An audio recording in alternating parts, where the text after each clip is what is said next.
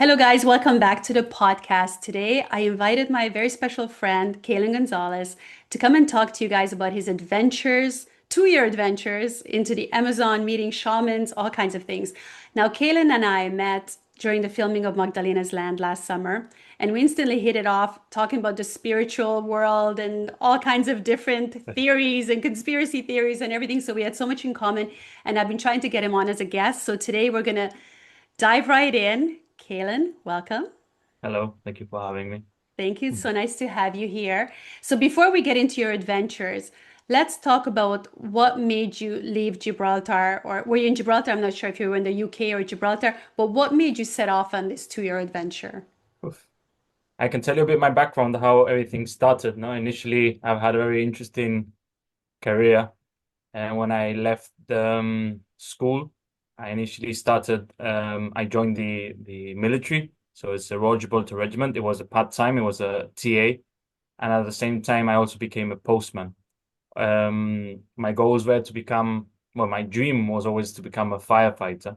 So I was competing against kids that had degrees in firefighting, and I wasn't very clever at school, to be honest. So I found another way around. So I thought, look, if I got worked my way through the government, used stepping stone for the government, and that would be easier for me to get into the fire brigade.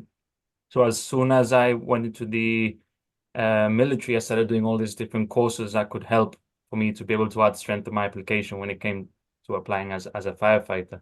So I was nearly 5 years in the army, 3 years in as a postman, and then I moved into the prison service. So I was a prison officer Mhm. for 2 years, and then from there I was just constantly applying to become a firefighter, which helped because I already belonged to a uniform body. I was working shifts, night shifts.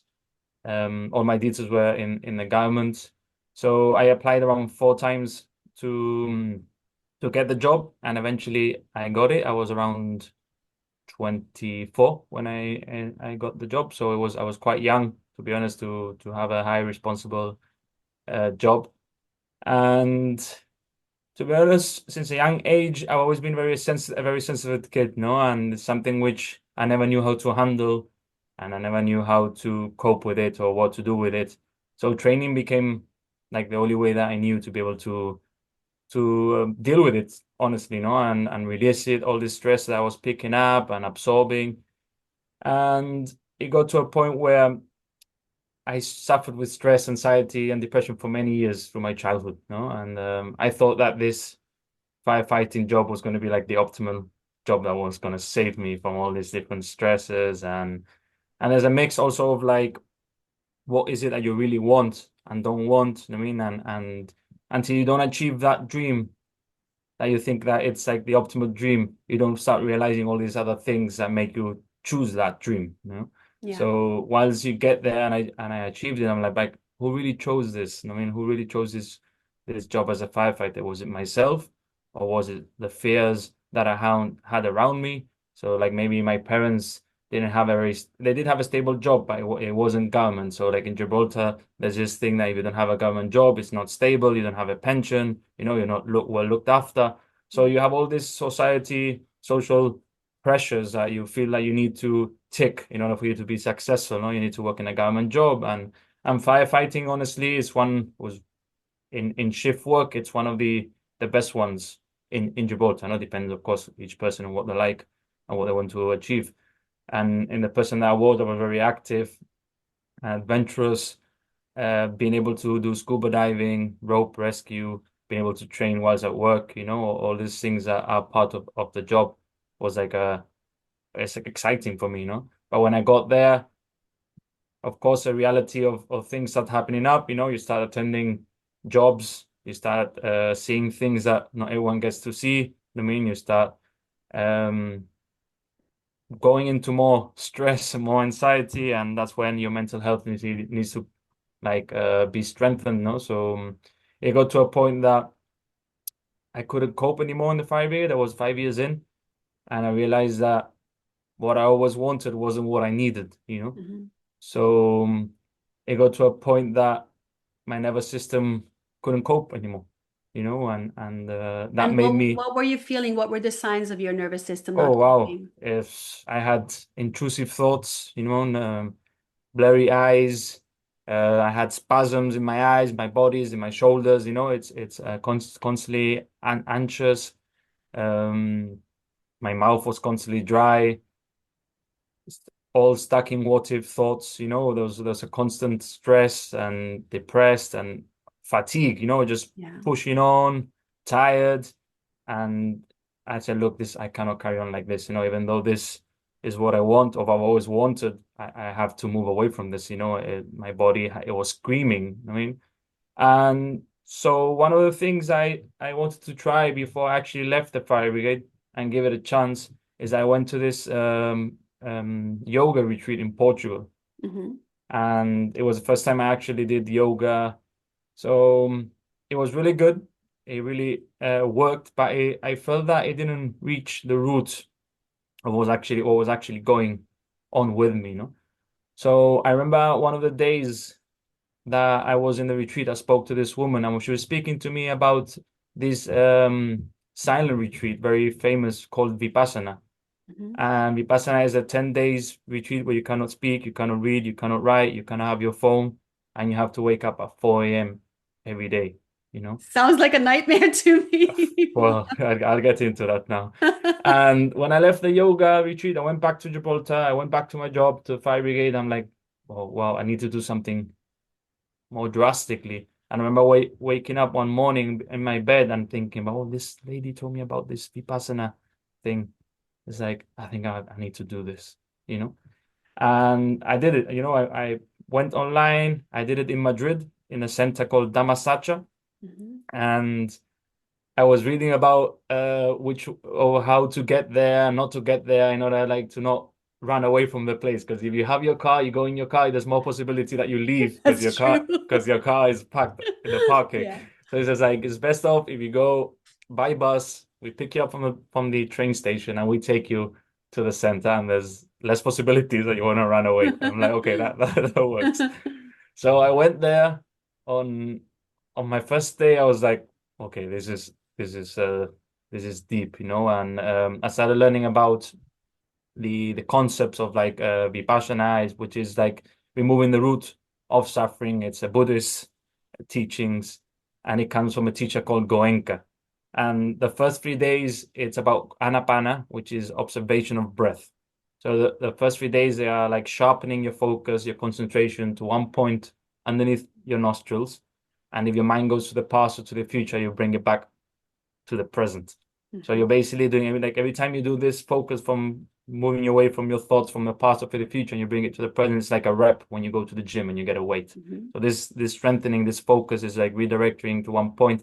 And then on the fourth day, you start going to body scan.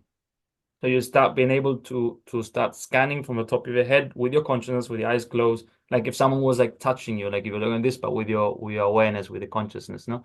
So what you're doing is like you're literally lowering your brain waves, you're going into a theta brain wave, and you're able to access your subconscious through your body.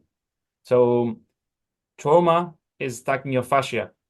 Everything that's been suppressed for years, generations, other lives, if you believe in that too, in a way, it's been passed down generationals until you realize maybe it's your time to break that and not pass it down.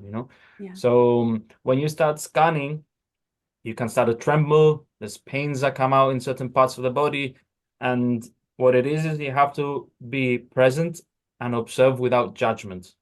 So because all the root of trauma or if you go to the root, it's just a feeling that hasn't been heard, seen, or understood. Mhm. If you remove like stress, anxiety, depression, all these are labels to a feeling, because we want the analytical mind, conscious mind wants to label it and wants to give it something to be able to grasp it, so that we can have some sort of control, you can say, no? Yes.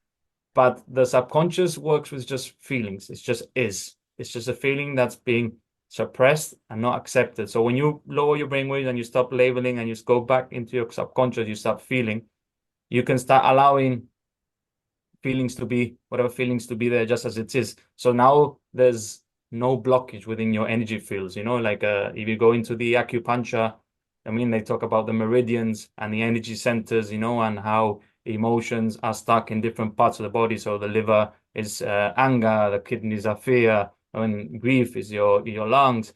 So they speak about disease being a dis-ease. There's an energy block within your energy field. So when you allow this energy to go through you, you're allowing other emotions to be released. So, like I say, love, peace, joy, gratitude is who you are. It's essentially what lives in you. It's you.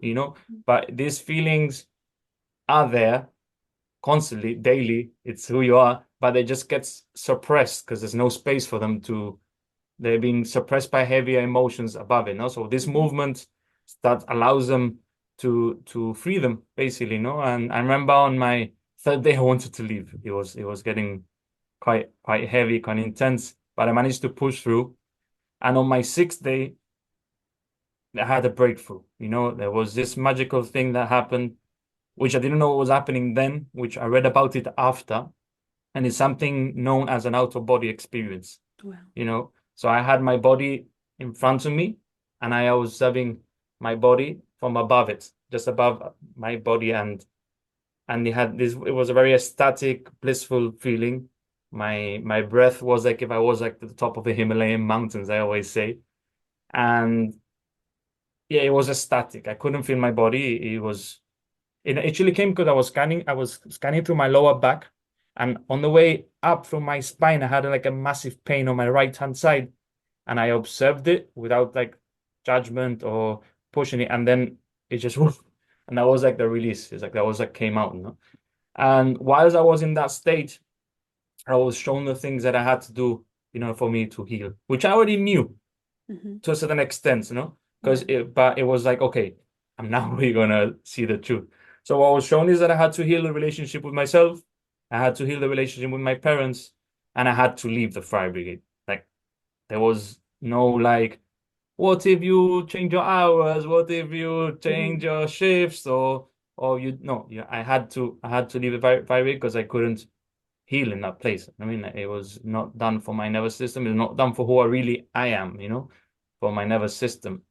So fear brought me back into my body because fear is what keeps you in this 3D dimension into your physique, no? And when I came out from the place, I started crying and crying and crying. It's like a deep release, no? It's like it's painful to be in this body. And do you And have people there who are supporting you through this? yeah, they Mhm. they have people that you can go and answer a few questions, throughout the journey of the 10 days. But that's it really, like within the other time, there's allocated time throughout the sessions that you can go and speak to them and they let you know, no? So but from that day, as soon as I came out from that session and I started walking down to my room, I had this peace, this love, and this joy just for being alive. And I'm like, I'm grateful just for being alive. I'm like, we don't need anything. Like Was that the everything. first time you felt that in your life? Yeah, yeah, yeah, Yeah. I yeah. And think I'm most like, people never feel that in their lives. They're waiting for some kind of exterior factor yeah, to make them yeah. happy.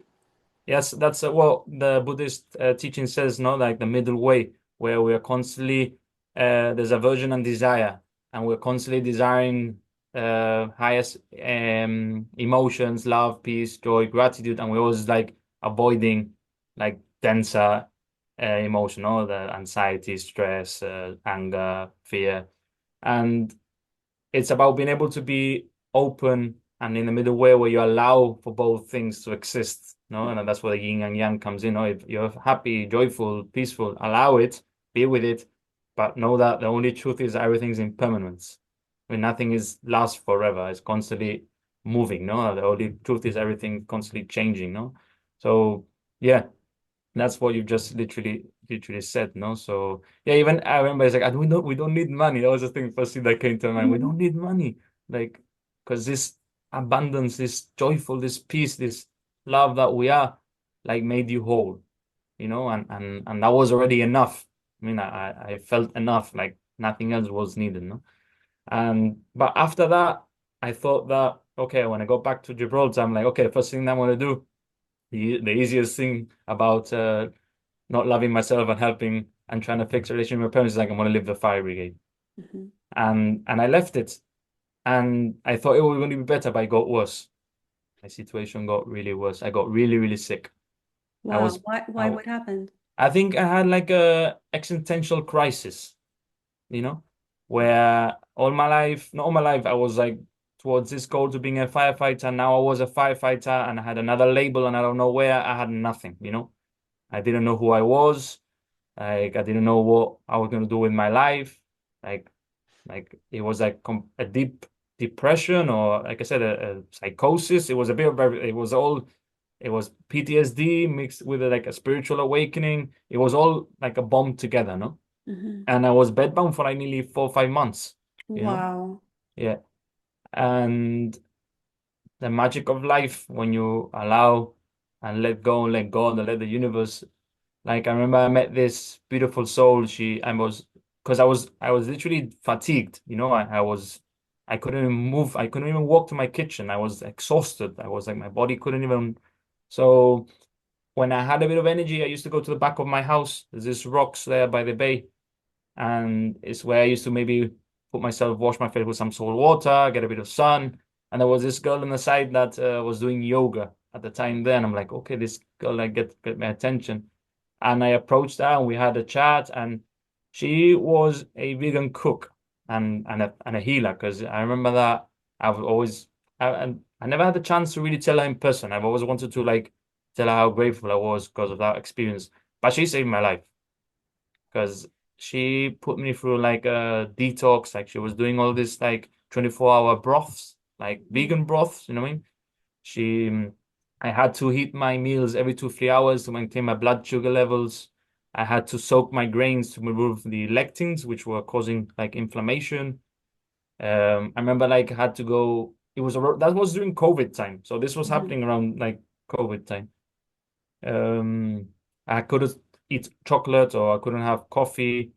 So I used to have like carob, which is like an alternative Hmm. to To chocolate, and it's, chocolate, yeah. yeah, it's very nice. So I used to have, yeah, it was I had to eat like I had to have supplements to help with my digestion, you know.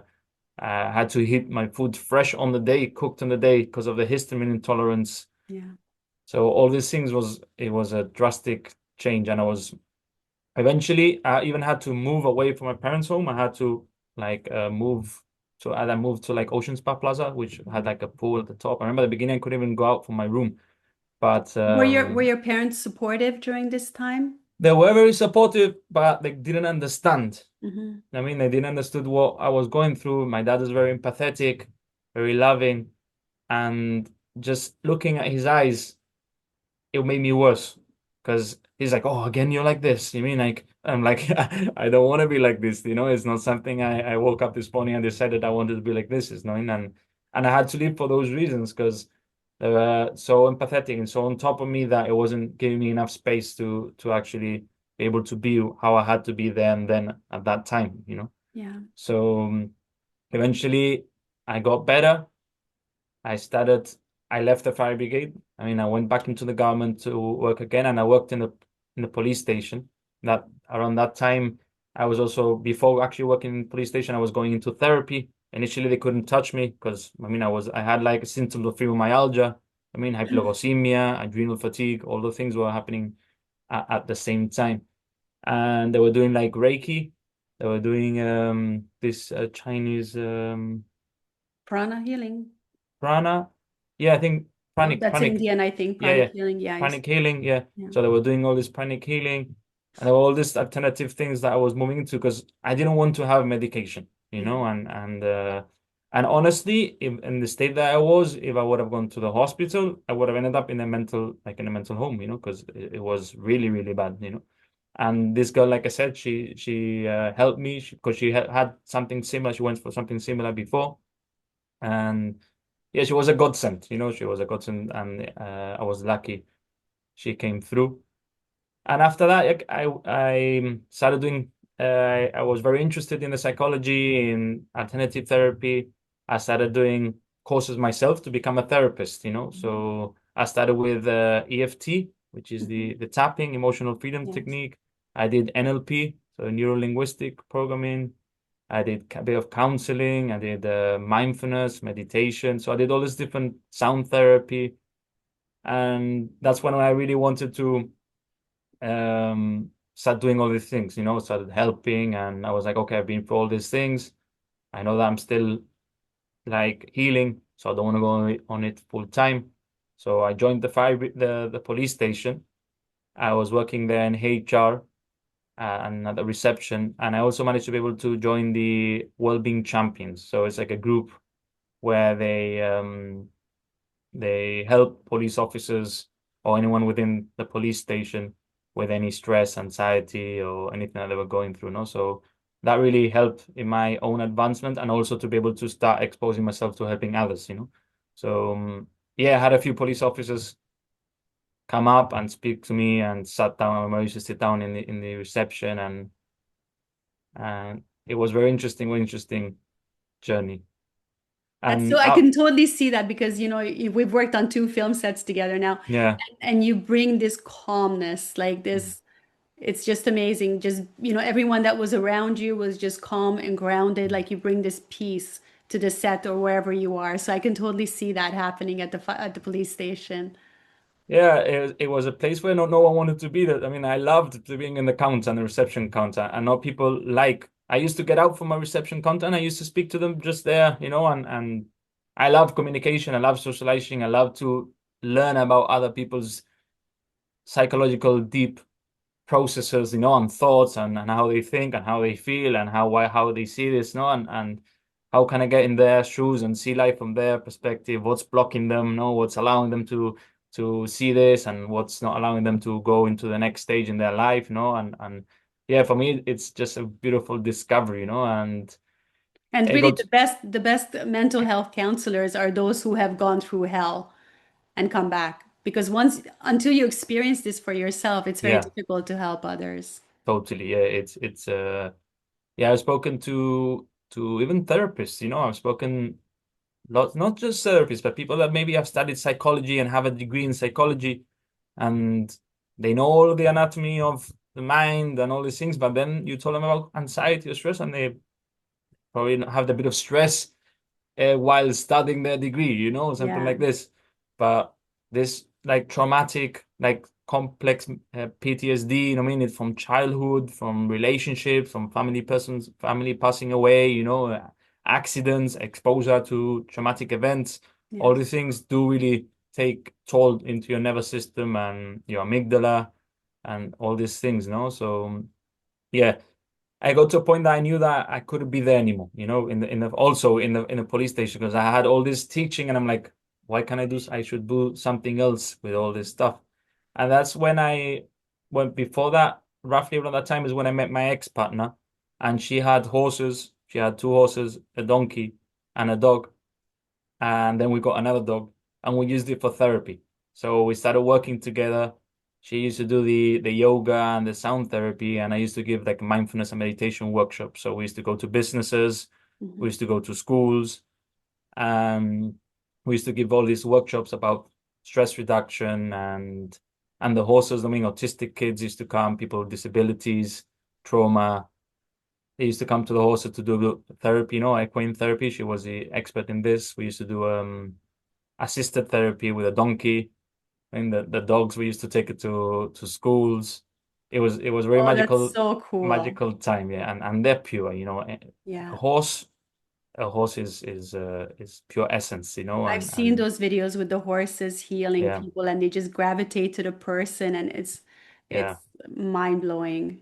And I thought all this was BS, honestly, like Really? yeah, initially. But I remember one day I had a very emotional day, and I went to the farm, and I stepped into the where we had the horse and the donkey, and remember the donkey coming from far away, coming around and putting his head on my chest, and I'm like, how the hell do you know? And we had a client there, and he says like, what's wrong with the donkey? What's wrong with me? Like, and from that day, my whole concept changed. Mhm. Because I was like, how can they feel this from far away that there's something's off in you, and yeah, and then from there onwards, I a friend of mine. Well, I was actually going to move to Portugal with the horses and everything, because my friend of mine had a piece of land there, and we wanted to start a retreat center because we wanted to. That's when I started creating Truly Conscious, which was the business, no, that we used to do the therapy with, and then we created Truly Conscious retreat center, and we went over to Portugal because we wanted to have take this concept over there, and my friend opened up my eyes into a bigger dream, into a bigger purpose. And he opened and gave me the capacity to see, okay, I can do something greater. So he has this medicinal hemp business in Portugal. And just across where he has a hemp, there was like 100-hectare land that he wanted to buy. And he says, Kaylan, I want you to do something there. I'm like, okay, this is this is bigger than what I really expected. And but I can see the capacity that I do have to create this, no? But I'm like, I don't have the experience yet. So I was like, okay, let me think about it. Let me go back to Gibraltar. And funny enough, the magical things of life, another friend in Gibraltar was gonna open an alternative therapy center called Body and Mind, which exists in Devil's Tower Road.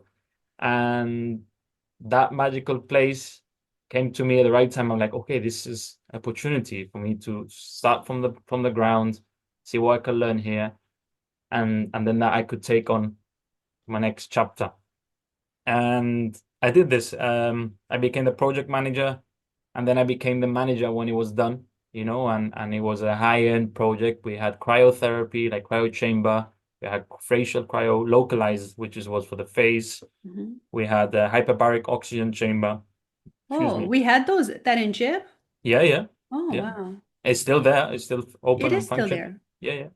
Oh. And we also had this machine called rebalance, and it's basically how astronauts go out to space, and it's like this U thing, and you sit down, and then it has like light therapy coming from the top, sound therapy. It has this EEG measurer that measures your brain waves, Yeah. and it tells you like how your stress levels are, how your heart rate variability is, and it then recommends what type of meditation you should do, and it has an app which it measures all these things and it keeps the data and it shows you how you're improving as you go along, no?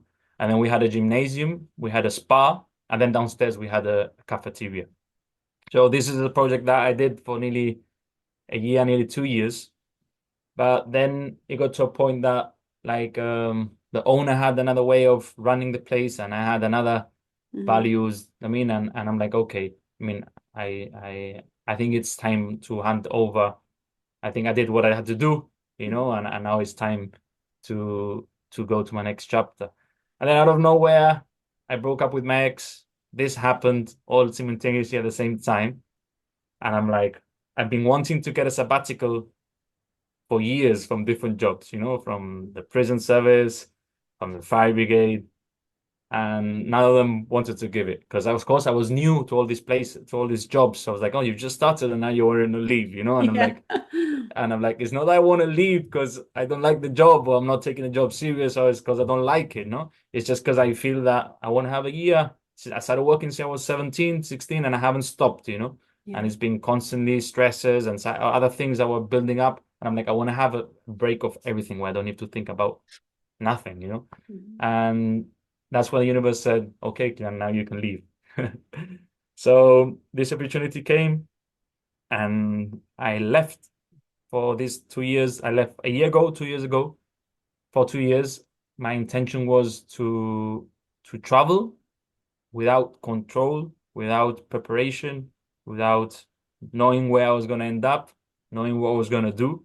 So I just left with one way ticket initially to the States, to Miami, and I had to get a ticket out because most places you need to put a ticket Yes. a date For in the and US, yeah. Yeah. US, and also for Central America you have to have it because visa stuff, no? So Yeah. I went to Miami. I was there for nearly 2 weeks, and then I left to Jamaica, and then once everything started, like okay, from there I started flowing, and I was looking, okay, well, like I like this guy that is called Bashar. I don't know if you know him. So I he's, do he's know. very, Yes. yeah, Yes. Yes. I really like him. and he Uh-huh. sits down like this with his Yeah. hands and he And he channels them. channels. Yeah. And I love when he says like follow your highest passion, you know, because every time you follow your highest passion, you're moving more towards yourself. It's more you, it's more yourself, you know, because you're moving towards you.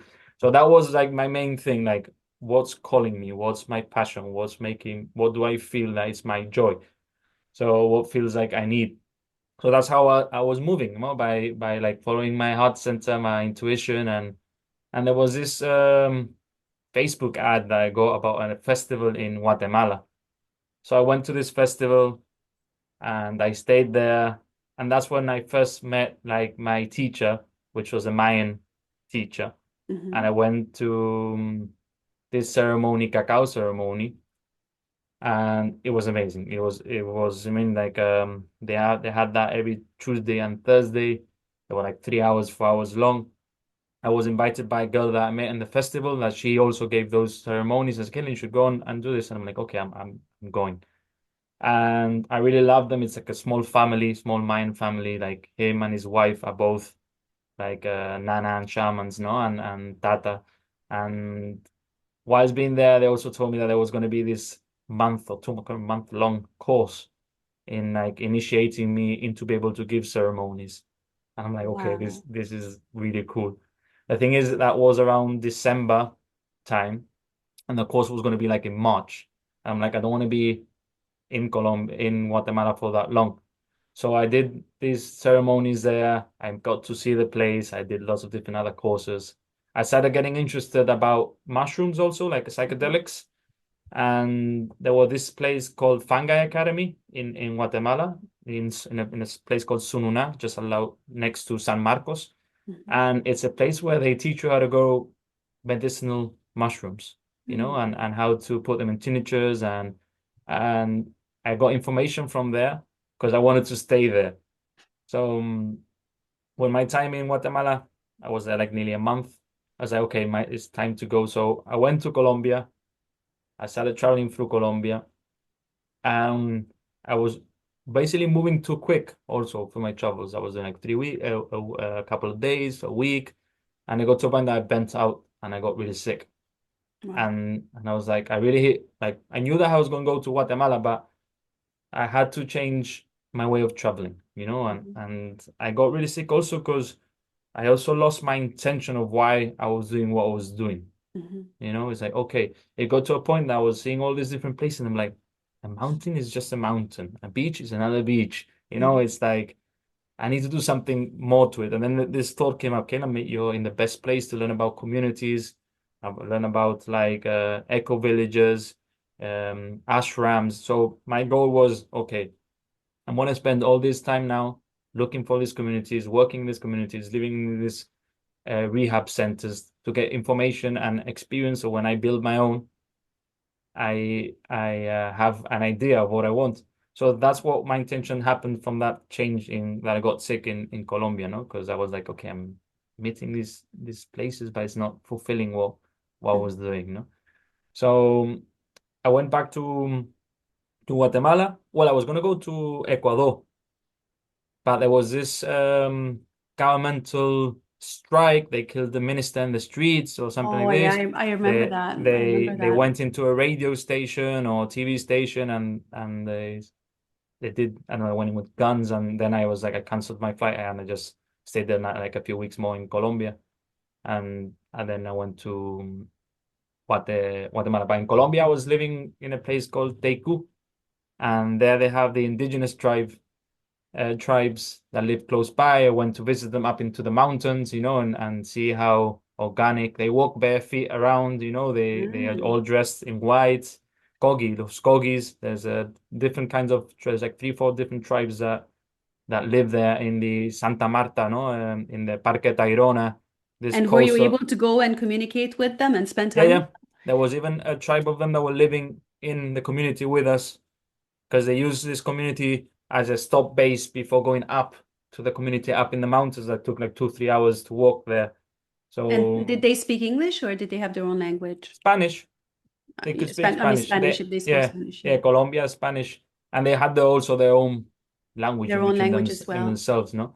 But yeah, it's magical how they live in these straw huts and you know and One with nature, completely yeah, grounded just to the earth. completely. Yeah, yeah, yeah, And totally. how did you see them? Did you see, like, compared to Western society, when Oof. you're in the big cities and stuff, like, did you see them as happier, more grounded? How did they They're compare? grounded, the where the one with nature, like you said, and they have all these different philosophies in the way they live, the way they do like down where like Santa Marta is, that you don't see them much. But if you go along the Parque Tayrona, all along the coast until La Guajira, you start to see them more.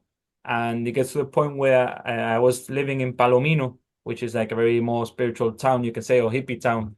And you Hmm. can see them come into the town, do some shopping, and then move into their own home, no? And this guy that I met had another friend that lived further into the forest, and I went with him. And I remember once I was walking through for the forest, and I was horse riding actually, because we did Hmm. horse riding, and we saw like lots of them together. So they also tend to move like strategically or intuitively. I don't know how they do it, but they move at certain times to move out and then they move in together. When you pass through them, they look away because they don't want you to like. I don't know if it's because you don't want them to pass energy to them energetically through eyes, or they want to keep protected, it's and Yeah, so yeah, they still live like this indigenous tribe live like how they've been living for thousands of years. amazing. There's people that don't even like mix with say city people, no, and Hmm. and they stay up in the mountains. But Do you yeah, know there if they was have any of the modern day diseases? yeah, not honestly, I don't know. Hmm. But they have their own ways of healing, and Yeah. their own ways they work with the coca leaf, and they're all the Hmm. time like eating and chewing the coca leaf, and it helps them to get up and down from the mountain. These things is something that they have there still. And Hmm. something that which I found very interesting is that they used to say that Western or city people are lost because they don't know where their placenta is. And what they do is that they dig their placenta in their back garden.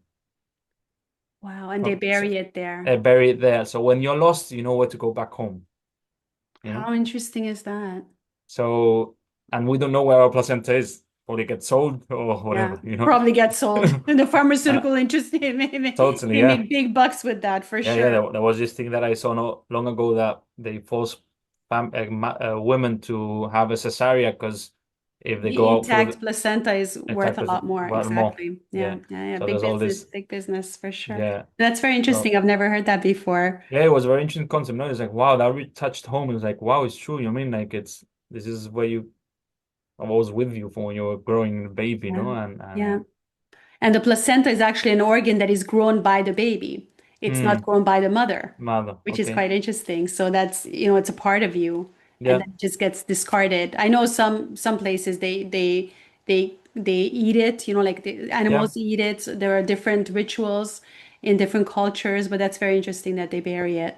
yeah. And there's also another type of therapy where they used to create these pools where it was like the temperature of the mother's womb or the water, Hmm. and they do these massages and these movements, and the pool is in a womb shape.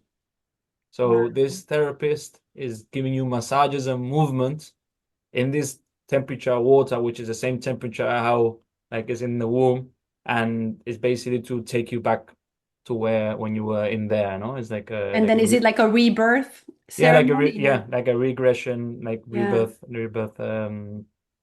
That's thing, very, yeah. very helpful, especially for people who had a traumatic birth or a traumatic Yeah, pregnancy, and they're carrying trauma already from yeah, from the womb. So to release that, yeah. that's amazing. Very cool. And also they have this other therapy called Temazcal. So What's that? it's like more like actual sauna, but a Mm-hmm. natural sauna, and it's made out of bamboo, and then it's Mm-hmm. covered with like covers, and they do a hole in the center inside, and supposedly everyone needs to go inside naked, Mm-hmm. and they have this fire pit outside where they burn these stones called las abuelas, which are like the grandmothers, Mm-hmm. and the stones are put into this hole in this like tent in the land. It's basically dug into the land, and that's also like a rebirth as you're coming out from the womb of the Mother Earth. Wow. And every time you put a stone, there's an intention, there's a blessing, there's a song that needs to be sung. Sometimes they do north, west, east, no, and they do southwest, and they do the different signs and different prayers, and they call in the ancestors, the spirit guides, angels in their own way with singing. And you're there in there for nearly 4 hours also, and it's and every time they put water onto the stones, on hot boiling stones, they put water with plants. They cook plants, Hmm. and the medicine that the plants gives off, they put it on the rocks. So this vapor is being exposed into the womb, for say in the tent. That's Yeah. basically creating all this sweat, and it's also healing you. So it's that's and that was magical. You ended up come out from there, and it's like a new person, literally. And then you have to crawl out, because I mean it's literally Oh like yeah. this small door, and yeah, and then they had this other thing called pegamentos, which is like, it says that nature helps you to release your negativity, and you used to get like this piece of like clay, or I can't remember, it was like clay or cotton or something, and you used to put all your negative thoughts into this, and then you used to throw it into the land, or used to burn it, and because Mother Earth will help you release the stress and negativity that you have, no? And I yeah, love that. they see like nature's an extension to your soul. It's who you are, so every time you go into the sea, ask for permission, Oh, interesting. take an offering, you know, Yeah. because you're learning how to give to other parts of you, of yourself, because they recognize as a soul, they recognize as nature, so if you go into the woods, ask for permission, because you're stepping into in their on the land, like ask Yes. for permission to step there, Yes. and yeah, very very, is when you spend time around them, and live their essence, their presence, and the philosophies and the perspective, it does change your whole way of living, and that It's wasn't. so sad that we have lost all this. We've Oh, lost the rituals and the gratitude and the well, being it's one with not nature. lost. No, it's lost. We have not been taught, for say, in Western world, but you go to Mayans, like you go to say Guatemala, and there's a spiritual schools where, so they have like this calendar, no, and the calendar, it was, I can't remember exactly now, but it was 260 days in a year, 20 days in a month, and 13 days in a week. Hmm. And it's a circle calendar, and there's like 13 nawales, and each nawal is like a totem animal, you know. Hmm. So it's like a horoscope, for say. And the day, depending on the day you were born, the time you were born, they will give you a nawal. Hmm. And if your nawal was going to be a shaman, then this school, as a kid, they're already taking you for the shaman path, Wow. because you were born in this day and this time. So your purpose in this lifetime is to be a shaman or a teacher or whatever it is that your horoscope tells you. It's like a Hmm. so they live like this, that minds live like this. And mine is kawok, which is a turtle, a sea turtle. So And what it's is your purpose? so it was a teacher and Hmm. leader of community. Interesting. Yeah. And Uh, that's where you're finding your purpose, isn't it? yeah. Yeah, one of them, yeah. Yeah, it's leader of community, creating community. And I always thought, like, why do I want to always bring people together? Why I wanted to bring all these things. And then when I was there, I was like, okay, that's very interesting, and it's rain, and it's thunder, it's water, it's air, it's movement. So I need to keep on moving. I need to, like, and slow, not slow then slow and steady. And I can actually, maybe we can put this website link when attached Absolutely. to the podcast, so that when people can actually find their own, like, it's like a own calendar, their own Definitely just send it to me after horoscope. the podcast and I'll make Yeah. sure to include it or any other links that you'd like me to Yeah, share. and that was really really cool, like being with them and learning about because they took us to their cacao farm and learning how the cacao is like grown and taken to the point where we drink it from a mug, and for them it's an heart opener, it's a Mhm. very subtle uh medicine for them. It's medicine. Cacao, pure cacao is ceremonial cacao. It's pure for them. It's medicinal.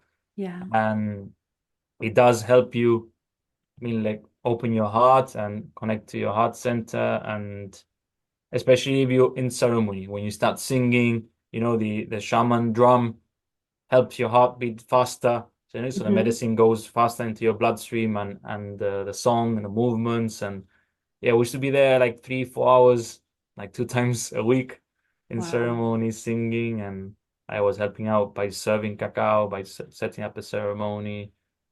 Yeah, it was an interesting time. And then that's when I was also like went back and I was living in this place called the Fungi Academy, and I Hmm. started investigating how to become like a like um a space holder for people like going through a mushroom ceremony Hmm. and learning about microdosing. That was also very interesting. I had my first journey with taking mushrooms, in a safe, also in a ceremonial aspect, and it was magical and scary at the same time. It's because it just opens up a perspective. You see things differently, and there's all this truth that come out, and yeah, it's it's So rec it's what would, recommended. I truly yeah. recommend that you at least once you have mushroom like psychedelic experience. But what I always recommend is that have a preparation. Have someone that Under guidance, right? yeah, that knows what they're doing, what they've done, and they prepare you for the journey. So mindfulness and meditation is one of the things that I think is very beneficial to prepare yourself for the journey, because you learn how to ground yourself, you know how to be aware, how to observe without judgment, because many things are going to come up. And as soon as you Hmm. identify with something, it can take you into a journey, and there was this thing, I think it was like a 3 S's or something like that. It was like suspense, basically like your state of mind, which state of mind do you have when you have it, how pure the substance is, the situation or the space, like what space are you doing it? I mean, like if you do it in a very maybe not organic space, that can affect the whole journey, Yeah. the sound, which sounds are you being exposed to while you're taking this substance. So all these things are part of what you should be aware of before going into this journey. And what most importantly, firstly, but after is integration, Hmm. and integration is the most important part, because there's many people that do it and they get left in the dark, and then they have to figure out what are the things that they've gone through. By being able to communicate and speak to others what they've gone through and what it is and what they have to process, what they they've actually allowed to, what truths they had to face, Yeah. it's one of the hardest things, so And I think having that's a really important message because, I think I told you that I did ayahuasca in Marbella, and it wasn't like under proper guidance. It was these kids running this center. mm, And after 3, 4 days of being there, it's like I was a mess, and yeah, I had to go to a healer to put me back together. All my chakras were left open, and I was like just left yeah, vulnerable and everything. So you really have to make sure when with any kind of trip like that you're in the right hands and you're being supported yeah, and totally. afterwards. Yeah, I've met people that have done 30, 40 ceremonies in their life, and they've ended up worse than what they really Yeah. actually where it started, Yeah, that's not good. That's And important to know. for me, I got into this world of like the mushroom world because I was working with addicts a bit before I left also Gibraltar back in traveling, no? And I realized I had this intuitive thing where I used to say that my grandmother gave me a key, Hmm. you know? And this key, I was opening jobs, I was opening cars, I was opening women, to find what this key was about, Yes. And what I didn't realize that this key was given to me to be able to open my own heart, you know. Wow. And what she gave me was love, you know. You always experience love in different ways from your mother, your father. I know that they're all different Yeah. love, But this love, you think that it's outside of you, and you need to look for it in money, you need to look for it in people, in places, in spaces. And then I realized, okay, I was lucky she gave me this key, and I was carrying it, and I had a purpose, I had intention, I was looking for it. But Hmm. addicts don't, they were never given a key. They don't know what it means, what it feels. So what they do, they get stuck in a cycle, perpetual cycle of looking for this, and they just constantly repeating cycle, no, of destroying their own self because they don't know why they're here, what they're doing, who they are, and they have no purpose. And I was lucky I had a purpose. I was looking for love, even though it was in the wrong places. But you've never received it, you don't know what it is, and mushrooms are a key, you know. For someone that's never felt love, if you can have a very guided you can like open your heart and you can have every expression of love, and then you realize there's something more. And of course, mushroom opens it works with neuroplasticity, your neural networks. It helps to remap your whole mind, open different paths, and it is good. And that's supervillains, like with someone guiding you, it will show you the right way. But you should know that this is only a one-off thing, Yeah, because that can become an addiction also, of like course. ayahuasca. People go and they become addicted to it. So there's a time and a place for everything, no? But Absolutely. my journey, I started deep. I love Ram Dass, Ram Dass. I don't know if you heard, he's No. American. So Ram Dass, he did all psychedelics. Hmm. What you can expect. And he realized that he said that anything that has a beginning and an end is an experience, an A and a B. And like, how many experience can you have? So that's when he Yeah. went to India, he met his guru, and realized that you are the medicine. You are who you were looking for. So there's nothing outside of you. What's outside of you will remind you what's within. Yeah. Yeah. But that's how I reached this point of knowing who I was with Vipassana, with meditation. Yeah. But my curiosity always wanted to like search for more, learn more, wanted to, and especially as a therapist and being interested in the mind and all this stuff. But it got to a point that I realized I don't need ayahuasca, you Hmm. know, That you can because you can achieve that state through meditation. yeah, yeah, yeah, Absolutely. totally, Yeah. 100% for sure. Yeah. And I mean, and there's many different practices, not just meditation. There's also dark spaces, like being in a dark space, blank covered for a couple of days or something. I mean, all Mm. these things still uh, Breathing exercises can also get you also, into a certain yeah, state. like Wim Hof and all Yeah. these different yeah, that stimulates your pineal gland, releases DMT, Yeah. all these things help. But for me, it was that less is more. Like, Yeah. That's like actually a really good and powerful message. Kaylin, in closing, what would you like to leave the audience with? Like, oof. what is your message? What did you learn? Well, it's crazy, like after moving this, then after this, I went to the States and I was working a bit with the Native Americans and also learning about their spiritual paths Maybe we'll and have to do a part two where you yeah. tell us about But that. the truth of it is like the paths are many, but truth is one.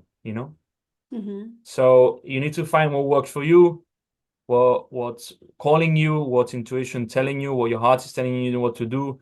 And for me, my curiosity, being a kid, being open, being excited, searching, playing, adventurous, this is what keeps me going.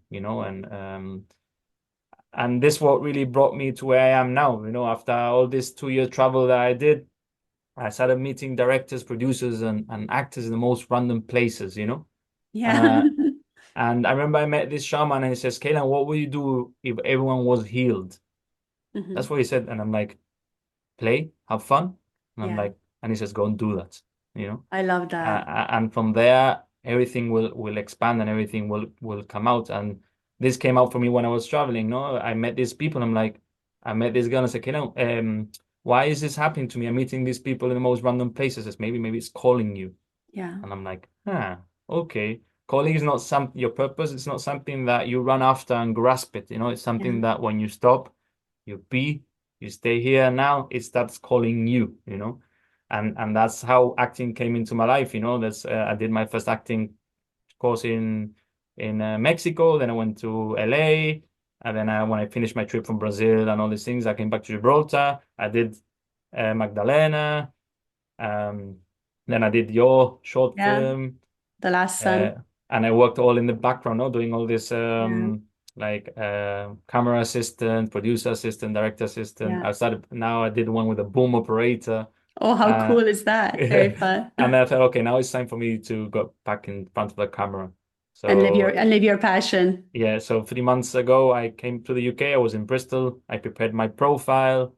I got an agent, and a month ago, I've just literally moved into London, and I've started to work, and that work brought me to London, and I've been working with big names, big TV names. Initially, I've been working as a support artist. So I'm not going to say the names because they're still in production, but I've been Yeah. working with like in Apple TV.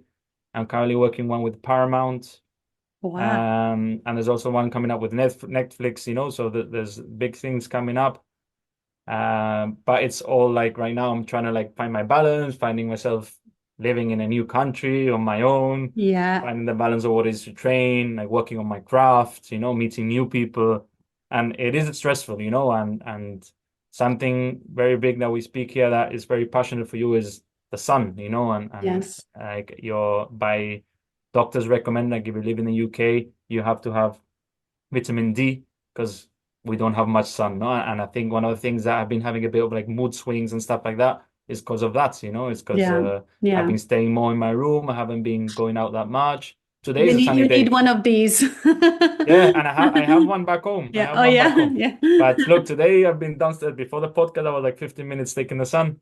Yeah. I bought a bit of vitamin D, so hopefully that will work to get my balance. And yeah, I'm learning a bit of like using weapons, also like different swords, and I'm playing. It's Yeah. I'm having fun, and I'm trusting whatever I need to go, we will go. So That's now very I'm cool. very excited now for the opening of The Last Sun. Also, you'll see The hopefully premiere, going yeah, hopefully premiere. Oh hopefully we'll get you back to Gibraltar yeah, I to be hope here so. Yeah, yeah. for the premiere. If not, Kaylan, maybe thank you here so in much. London. Yeah, in London, maybe we will get into one of the Yeah. festivals in London. That would be amazing. Mhm. And I look forward to doing our next film That's fine. together. It'll be really For fun. sure. I would love to. Yeah. Absolutely. Mhm. Kaylin, thank you so much for Oh, being here. thank you, I'll make Lynn. sure Thank to you. link everything below so people can find you and follow you and reach out to you if they would like to, if they Hmm. feel this resonates with them. Thank you guys so much for No, watching this thank you. episode. Thank you for having me. Thank you so much for being here, Kaylin. Take care, everyone. Much love. Ciao, ciao. Ciao.